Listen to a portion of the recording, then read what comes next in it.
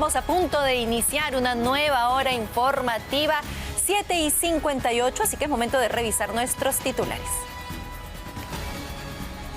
El gobierno de la presidenta Dina Boluarte propone que los medios de comunicación durante los estados de emergencia difundan las acciones en la lucha contra la delincuencia, pretendiendo modificar la ley de radio y televisión para obligar a los medios a transmitir el cuarto de guerra. El Ministerio de Salud ordenó el cierre temporal del laboratorio Medifarma tras detectar irregularidades en el suero fisiológico. Investigarán a representantes de la empresa tras el reporte de 4 víctimas mortales. Un segundo atentado en menos de 24 horas sufrió la minera Poderosa. El ataque dejó 3 muertos y 10 heridos de gravedad. Han solicitado a las autoridades realizar investigaciones para identificar a los responsables. Y Cristian Cueva viajó a Cusco con un preparador físico personal porque busca ponerse a punto para volver a tener una oportunidad en la selección peruana.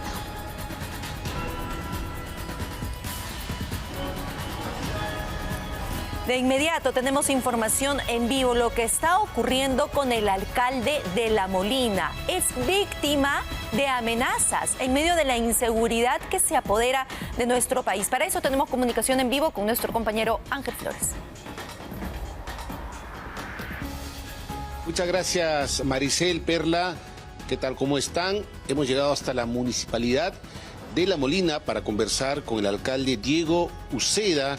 Él ha denunciado ser víctima de amenazas de muerte en reiteradas ocasiones por traficantes de terreno. Lo que él está haciendo es trabajar en beneficio de los vecinos de La Molina. Sin embargo, hay gente mafiosa que está detrás de esto y lo están amenazando. Inclusive han llegado mensajes a través de WhatsApp, llamadas telefónicas. Han enviado también o han llamado a su vivienda. Está aquí el alcalde para dar la cara y para denunciar estas amenazas de muerte. Alcalde, bienvenido al Día con Willax. Muy buenos días a Willax. Gracias por venir a La Molina y a la orden. Así es. Usted está denunciando amenazas de muerte porque está luchando contra los traficantes de terreno, sobre todo en las fronteras del distrito.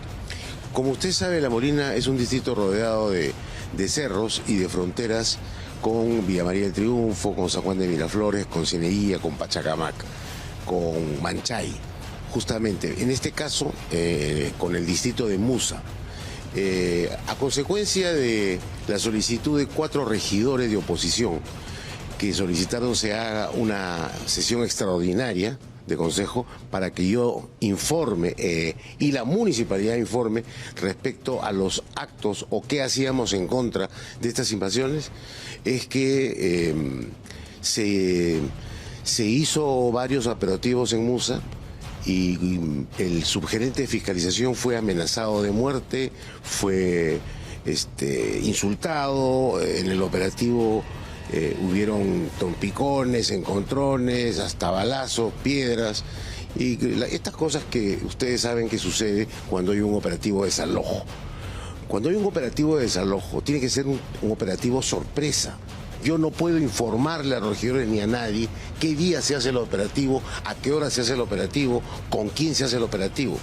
Este operativo se hace sorpresivamente con el apoyo de 60, 80 miembros de la Policía Nacional del Perú, pero la policía no interviene, la policía nos protege. Quienes hacen el desalojo son personal civil, son personal nuestro. Quienes hacen las desconexiones, sacan los tanques, las desconexiones del agua, rompen las puertas y todo eso, lo hace personal mío. Entonces aquí hay gente que se juega el pellejo desde el gerente de fiscalización pasando por el personal civil nuestro. Las amenazas de muerte son por teléfono. ¿Qué es exactamente lo que le dicen estas personas de Malvivir, esta mafia? Bueno, las palabras no las puedo repetir al aire, son evidentemente soeces, te vamos a matar, te vamos a volar tu casa, déjate de meterte en las cosas que no te importan, déjanos trabajar. Sí, luego empezaron a pedir cupos, porque se le ocurrió a algún gracioso poner mi teléfono en las redes. en enero de este año. Entonces, mi teléfono personal. Y ahí empezaron a pedir cupos, porque no solamente ya empezaron a ser traficantes, sino también gente de mal vivir que aprovecha esto para alterar la rutina y la vida de una persona. Alcalde, a ver, si me permite, estoy al aire, están mis compañeras Maricel y Perla, que también quieren conversar con usted acerca de estas amenazas de muerte contra usted. Alcalde, buenos días. Maricel? Buenos días. Gracias por conversar con nosotros. Esta es una denuncia gravísima. Ya llegar al límite de amenazar de muerte a las autoridades locales, estamos traspasando cualquier tema de inseguridad. ¿Qué corresponde de aquí en adelante, alcalde? Es decir, ¿cuáles son las medidas que está tomando personalmente y frente a la policía? Mire, como estas medidas y estas amenazas vienen hace bastante tiempo, yo no he querido hacerlas públicas porque tengo una familia, evidentemente, Por supuesto, claro. y he querido guardarlo en reserva. Pero en este caso, en la sesión de consejo, tuve que hacerlo público y además hay documentarlo. Nosotros hemos hecho una denuncia ante la DININCRI en el mes de enero, y ellos han no solamente evaluado las llamadas, escuchado las llamadas, han tenido mi teléfono y evidentemente me pidieron que me cuide. Yo no he querido, reitero, hacer público esto porque no es mi estilo, Maricel. Yo soy un alcalde que trabaja con perfil bajo, venimos haciendo orden, hemos puesto un orden financiero impecable en la municipalidad. Bien, Y alcalde. desgraciadamente nos encontramos en esa situación. Pero lo importante es que hay que documentar cuando tú denuncias esto. Sí, por eso es importante. Gracias He documentado. por esta entrevista esta mañana. Está saliendo usted en Al Día con Willax con la denuncia. Esperamos, por supuesto, que se le brinde la seguridad y que las investigaciones puedan determinar de dónde provienen estas amenazas de muerte, como también sucede con otros peruanos. Gracias, Ángel Flores, por este enlace en vivo, porque el alcalde de La Molina, lamentablemente, no es... Gracias, Maricel. Gracias, alcalde. Lamentablemente no es el único, ¿no? Él es el reflejo también de lo que viven muchísimos peruanos de a pie que en este momento están siendo amenazados, víctimas de la extorsión. Y mientras tanto, ¿qué sucede? ¿Qué ocurre con las decisiones de este gobierno? Ahí está claramente cuál es el rumbo que quiere tomar el Ejecutivo, porque ahora están alistando un proyecto de norma legal para obligar a los medios de comunicación a difundir las acciones de la policía contra la delincuencia. Y esto busca modificar la ley de radio y televisión con el objetivo de crear una franja informativa sobre actividades del Poder Ejecutivo contra la inseguridad ciudadana, que tendría que ser replicado por todos los medios en el marco de los estados de emergencia. Y claro, aquí lo que nos preguntamos es ¿por qué un medio de comunicación privado tiene que estar obligado a transmitir lo que el gobierno quiere, de la manera que quiere y cuando quiere? Si tenemos libertad justamente de prensa, de expresión y de elegir qué informamos en cada uno de nuestros medios y sobre todo la manera de hacerlo. Nadie dice que no se va a determinar qué acciones se toman por parte de la policía, porque es bueno siempre destacarlo, pero que se haga como una manera obligatoria, una franja a la que todos debemos someternos, ya estamos hablando de cosas distintas. Vamos a tomar contacto precisamente para hablar sobre este tema y sus implicancias con el abogado penalista Andy Carrión, quien ya está con nosotras en enlace. Doctor Carrión, buenos días. Bienvenido al Día con Willax. Muy buenos días, Marisol, Perle, qué gusto saludarlas en este programa. Doctor, yo quería empezar preguntándole, ¿esta propuesta del Ejecutivo necesariamente implica modificar la Ley de Radio y Televisión Nacional del Perú? Pero yo he estado revisando la ley y específicamente en el artículo 4 hace referencia al respeto irrestricto a las libertades de información, opinión y expresión, y hace una mención clarísima sobre el estado de emergencia, ¿no? Dice que estas libertades deben continuar durante los estados de emergencia, seguramente con un intento de evitar algún tipo de intervencionismo gubernamental. Entonces, ¿cuál es su lectura, doctor, sobre lo que está promoviendo el gobierno, que intenta modificar esta ley y qué tanto nos afectaría en un Estado democrático. Bueno, primero se debe de señalar de que la libertad de expresión es uno de los derechos constitucionales que informan a todo ciudadano y también a los periodistas quienes directamente le ejercen y a los medios de comunicación.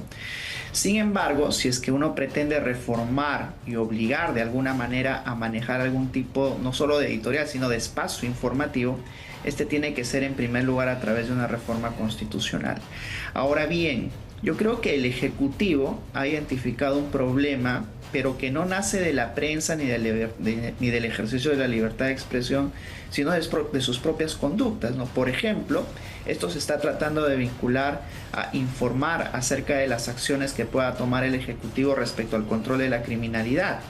El problema es de que no se está controlando la criminalidad y lo que tiene que hacer la prensa es informar con información cierta, real, qué es lo que sucede realmente. Y lo que sucede, lamentablemente para el Ejecutivo, es de que progresivamente se están incrementando los índices de criminalidad. Entonces lo que no puede hacer la prensa es maquillar la realidad. Y yo creo que esta es una deriva muy peligrosa por parte del Ejecutivo, porque así como van a intentar imponer, porque no hay otro término, algún marco informativo, digamos, favorecedor a las medidas que está tomando el Ejecutivo, nadie impide que esto se pueda ir ampliando y extendiendo hasta tomar ya cierta postura respecto al manejo de las propias televisoras, de los medios de prensa o incluso, ¿no?, coactuar la libertad de expresión de los ciudadanos. De hecho, yo creo que ya la presidenta ha tenido derivas autoritarias con algunos comentarios. Recordarán ustedes cuando hablaba del terrorismo informativo, ¿verdad? Yo creo que lo que está haciendo ahora de alguna manera es tratar de generarse un espacio que lamentablemente el Ejecutivo no lo está logrando con sus éxitos que exhibir dentro del control de la criminalidad. Y para eso el Canal del Estado sirve como plataforma si es que se quiere de alguna u otra manera proyectar lo que se hace desde el Ministerio del Interior y del Ejecutivo en general, pero no podemos pretender que todos los medios seamos la caja de resonancia publicitaria de este gobierno, y ahí va a ingresar la mano que debe tener el Congreso de la República, porque esta es una iniciativa que tiene que ser aprobada por el Congreso, y es ahí donde tendremos que ver si realmente rechazan, que es lo que imaginamos va a ocurrir, o terminan aceptando una situación que linda con el autoritarismo. Yo creo que en circunstancias como estas, Maricel, se va a identificar claramente quiénes están a favor de la libertad de expresión y quiénes no. Porque, como tú bien has señalado, dentro del Canal del Estado ya existen pautas en las cuales acompañan no solamente la presentación del Ejecutivo, sino también cuando existen obligaciones para informar determinados actos de un ministerio, de una conducta específica por parte de un funcionario, etc. Sin embargo, pretender que todos los demás canales o medios de información actúen en comparsa con un canal estatal viola los derechos fundamentales de todos nosotros, que es en principio mantener esa pluralidad informativa y sobre todo que cada uno de los medios de prensa pueda manejar la perspectiva de información. Es precisamente ese el ejercicio de la libertad que todos exigimos. Y yo creo que el Ejecutivo ahora va a tener una barrera que en principio sería el Congreso de la República. Aquí es donde realmente vamos a ver dentro del Congreso de la República, porque tiene que pasar por ese tamiz cualquier propuesta reformativa. Va a tener que el Congreso de la República identificar quiénes son realmente los congresistas que están a favor o en contra del ejercicio de la libertad de expresión. Doctor, justamente habla usted de pluralidad, habla usted de la perspectiva propia que tiene cada medio de comunicación al momento de informar, y estos principios ya están contemplados en la ley actual, en la Ley de Radio Nacional de Televisión. Dice el artículo 2, inciso B, la libertad de expresión, de pensamiento y de opinión. Y en el artículo C, el respeto al pluralismo informativo, político, religioso, social y cultural. Tal cual el planteamiento del Ejecutivo más bien va en contra de los principios que se aprobaron en esta ley hace algunos años. Y por otro lado, ¿cuál sería o cómo sería el planteamiento de esa reforma constitucional? ¿Sería a través de una iniciativa legislativa del Poder Ejecutivo? ¿Tendría que pasar por comisión, luego aprobarse en el Pleno? Más o menos para tener una idea, doctor, de cuál es el camino que tendría que seguir. Bueno, la propuesta tendría que venir del Ejecutivo. Es el Ejecutivo quien está haciendo suya esta propuesta. Luego tendría que enviarse al Congreso de la República para que el Congreso de la República, dentro de alguna de sus comisiones, pueda apuntalar si es que en rigor tiene o no sustento esta propuesta. Luego tendría que ser propuesto también al Pleno, pero si se trata de una reforma constitucional, Perla, pues aquí sí vamos a tener que recurrir a 2 legislaturas con el voto de mayoría, y eso es muy difícil de alcanzar cuando se trata de reformas legislativas, al menos constitucionales. Ese es el camino que va a tener que seguir, pero además hay un tema importante que aún no he mencionado, y es que intenta difundir o conceptualizar el Poder Ejecutivo como un logro contra la inseguridad. Porque todos los días, más bien la prensa se encarga de tratar de que los ministros brinden algún tipo de opinión o apreciación sobre lo que está sucediendo. Son más bien los del Ejecutivo, le hacen los ministros, quienes no informan de manera detallada cuáles son estos logros contra la inseguridad. Porque si no, estoy seguro que toda la prensa cumpliría con informarlo. Entonces lo que quiere únicamente el Ejecutivo es de que informen ciertos éxitos suyos que no pueden condecirse quizás con la realidad. Y eso yo creo que es parte, y hay una deriva autoritaria de imponer ciertas pautas informativas dentro de la libertad de expresión que hasta el día de hoy al menos se ha venido respetando. Legalmente, si esto, en el hipotético caso, que no va a ocurrir, pero una situación de este tipo se aprobara enmarcado en estos estados de emergencia, ¿no? Pero que la verdad se seguirían alargando eternamente, ¿qué podría venir después? Es decir, esto, ¿cómo serviría de precedente y hasta dónde se podría llegar? Ojo que en los estados de emergencia, Maricel, no es de que se limiten todos los derechos. O sea, incluso la restricción de derechos tiene una barrera fundamental que es la propia Constitución.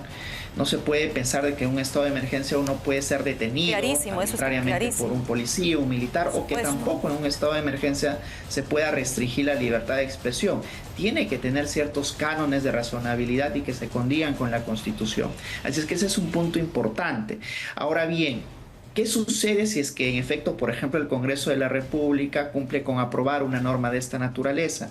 Yo creo que el rol fundamental le va a tocar en caso como ese al Tribunal Constitucional, porque podría ser el Tribunal Constitucional quien en última instancia declare que esta norma es inconstitucional, como desde ahora ya lo venimos Doctor, advirtiendo. pero entonces el camino es largo. Probablemente no alcance este gobierno para aprobar una iniciativa como esta, porque nos dice 2 legislaturas, primero pasa por comisión, hay un debate, se puede recurrir incluso al Tribunal Constitucional. Yo creo que el Ejecutivo durante los últimos meses está recurriendo a estas medidas efectistas. Recuerda tú, Perla, de que hace unos meses el Ejecutivo también propuso la incorporación de la pena de muerte. Pero así se incorpore en nuestro país y recurriendo a las reformas legislativas recién podría hacerse entre 4 a 5 años. Y lo mismo sucede ahora con esta norma que está proponiendo el Ejecutivo, porque por los múltiples tamices que tiene que pasar, no se alcanzaría a incorporar en este gobierno.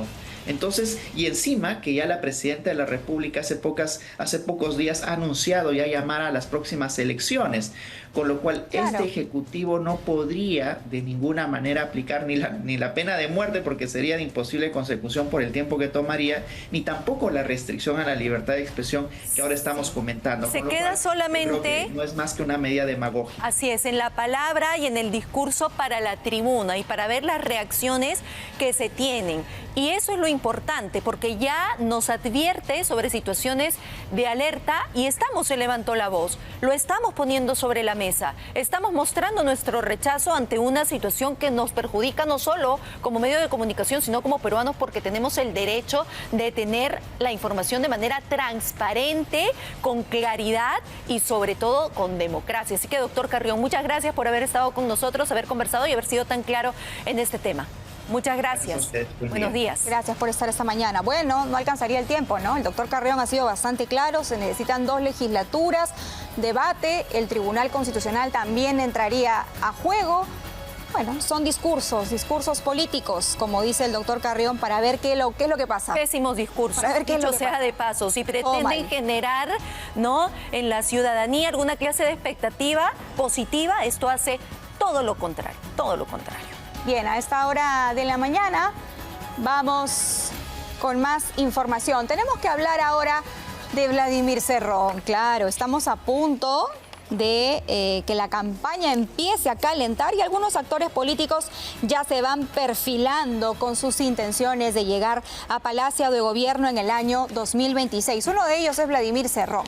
Él está todavía en la clandestinidad. El Tribunal Constitucional ha dejado sin efecto 2 sentencias en su contra, pero él ha dicho que no descarta postular a la presidencia de la República, ¿no? El líder de Perú Libre ha señalado que saldría de la clandestinidad si levantan las prisiones preventivas en su contra.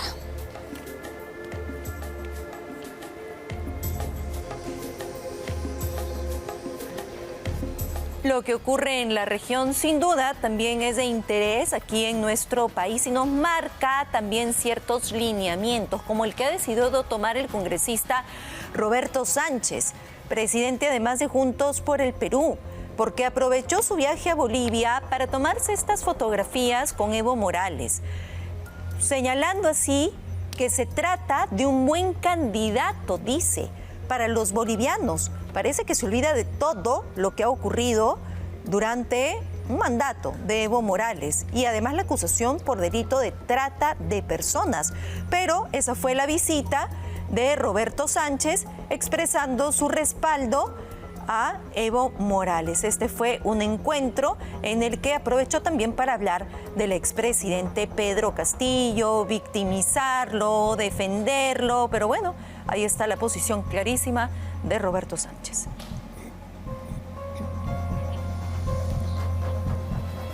¿Qué congresistas son y qué modelos son los que defienden o representan, ¿no? Lo que está pasando en Bolivia es una situación sumamente complicada que podría tener consecuencias en nuestro país y en otros países de la región, porque se avecina una migración de bolivianos debido a la situación sociopolítica tan complicada que está atravesando ese país. Hay escasez de productos, no hay dólares y lo poco que hay está por las nubes. De hecho, el comercio en Desaguadero, Bolivia-Perú, también se ha visto sumamente perjudicado. Tenemos una nota para revisar lo que está pasando en ese lado del mundo. Porque no hay diésel, no hay gasolina, no hay trabajo, estamos con infinidad de violencia, estamos hundidos con actos de corrupción, con saqueos de recursos naturales. Este es el rostro del milagro boliviano, lo que alguna vez políticos izquierdistas peruanos lo llamaban modelo a seguir. Todo era una farsa. El país vecino enfrenta una profunda crisis energética y alimentaria debido a la escasez de combustibles, lo que ha paralizado sectores clave como la agricultura y el transporte. Situación que ha provocado un impacto negativo en la economía y la seguridad alimentaria. América Latina y Bolivia tienen asaltantes del Estado, gentes que solo quieren llegar al poder para saquear las arcas del Estado. Ese es el mal endémico que tiene Bolivia, Perú y muchos países de la región. Miles de bolivianos han cruzado las fronteras en busca de mejores oportunidades. Álvaro Ríos, exministro de Bolivia, estima que más de 1 millón de sus compatriotas podrían llegar al Perú. Veo mucha gente pidiendo solicitud de residencia, visas, yéndose a vivir y en una diáspora similar a la venezolana. Ángel Rodríguez Mackey atribuye esta crisis a la mediocre gestión de la izquierda boliviana y exige al gobierno peruano un filtro migratorio para evitar la llegada de delincuentes, como ocurrió con parte de los migrantes venezolanos. No alejaría de lo que pueda pasarnos o nos está pasando con los venezolanos, si acaso no sabemos tener un verdadero control de fronteras con los bolivianos que crucen hacia nuestro país. Hay gente linda y buena en Bolivia que quiere encontrar un espacio, pero con ellos se van a camuflar también los delincuentes. Entonces el Perú se convertirá en un país atestado de delincuentes. Esto sumado a que el Perú tiene los servicios básicos sobrecargados. No tenemos política migratoria. Si con lo que tenemos, que son cerca de 2 millones de venezolanos, el Perú está más aún barbarizándose, nos damos cuenta que hay una incapacidad manifiesta para un control de fronteras. Rodríguez Mackey destaca que el acceso a la educación, la salud y la mano de obra se verán comprometidos si la gestión de Boluarte no toma acciones urgentes en nuestras fronteras.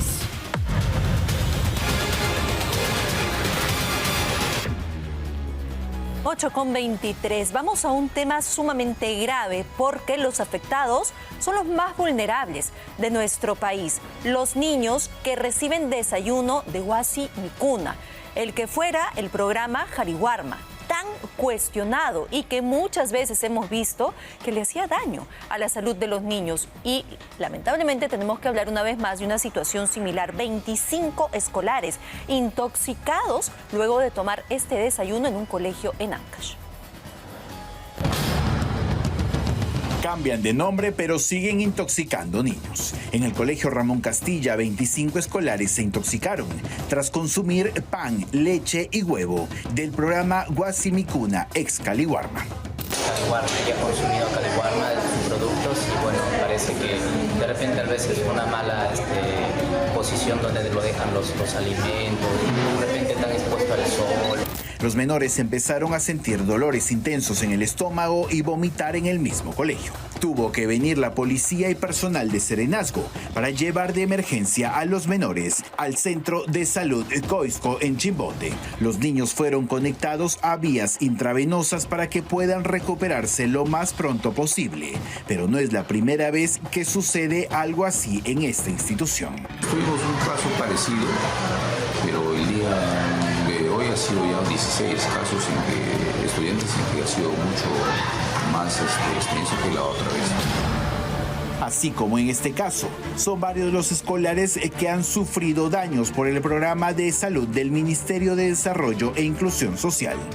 Estos efectos se han visto en varias regiones del país y hasta ahora no hay una medida drástica que cambie este panorama.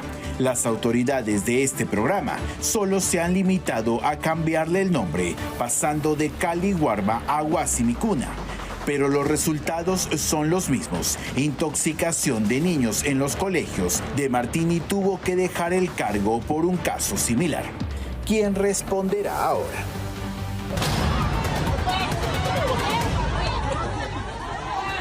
Eso, ¿quién va a responder por estos 25 niños que resultan intoxicados cuando supuestamente, luego del escándalo de Jaliwarma, los protocolos de revisión estaban siendo sumamente minuciosos? Pero vemos que se cambia el nombre y no se cambian las prácticas que hay detrás por parte de quienes realmente deben revisar cuál es el producto que se le entrega a los más vulnerables de nuestro país. Es tremendo porque vemos que permanentemente estos niños que necesitan nutrirse de forma adecuada, lamentablemente no están recibiendo los alimentos como debería de ser, y ahora tenemos nuevamente niños en una situación de salud un tanto delicada, justamente porque hay un Estado que no da una respuesta efectiva y eficiente para que estas criaturas puedan alimentarse como corresponde.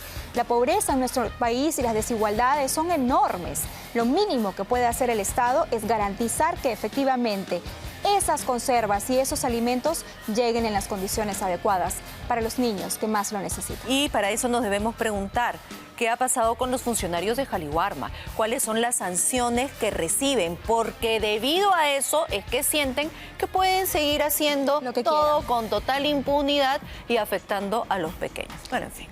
Hacemos una pausa comercial y cuando regresemos en El Día con Willax vamos a tener información del mundo deportivo con Omar Ruiz de Somocurcio. ¿Cómo están así? Buenos días.